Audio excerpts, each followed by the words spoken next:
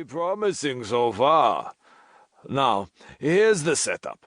We're doing work which is, as I've told you, highly confidential. We're planning to spring a surprise on our competitors. He chuckled. Go ahead and report me to the FBI if you wish. We've already been investigated and have a clean bill of health. You'll find that we really do carry on worldwide financial and engineering operations. But there's another aspect of the job, and that's the one we want men for. I'll pay you $100 to go in the back room and take a set of tests. It'll last about 3 hours. If you don't pass, that's the end of it. If you do, we'll sign you on, tell you the facts, and start you training. Are you game? Everard hesitated. He had a feeling of being rushed. There was more to this enterprise than an office and one bland stranger. Still, decision.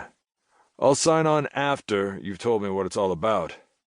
As you wish, shrugged Mr. Gordon. Suit yourself.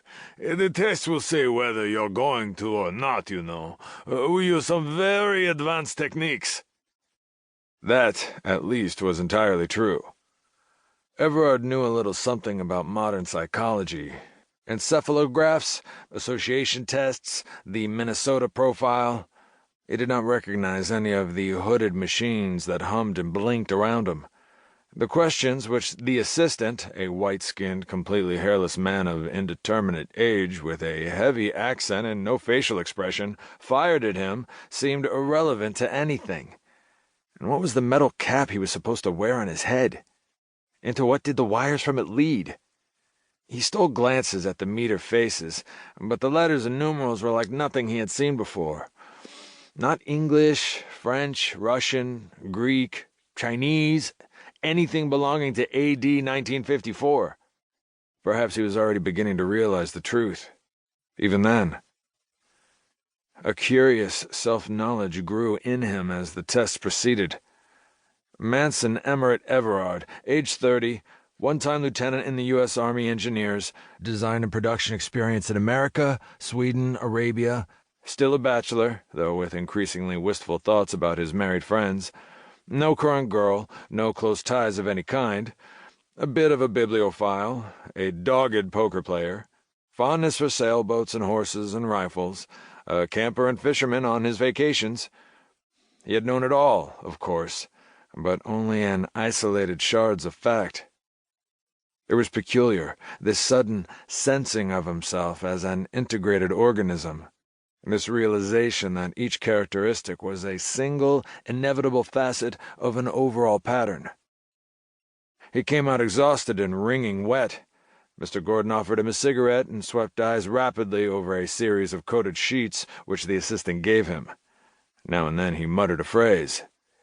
"Synthetic undifferentiated evaluation here. Psychic reaction to antitoxin. Weakness in central coordination."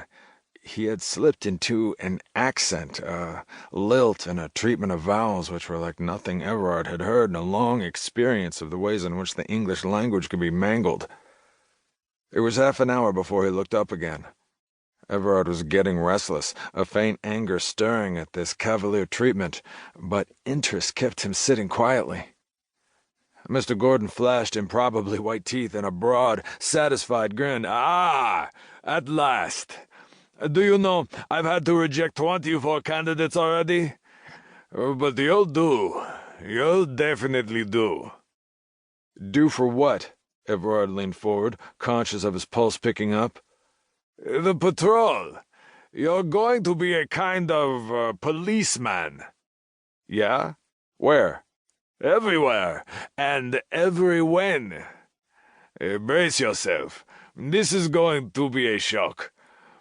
You see, our company, while legitimate enough, is only a front and a source of funds. Our real business is patrolling time." 2. The Academy was in the American West. It was also in the Oligocene period, a warm age of forests and grasslands when man's ratty ancestors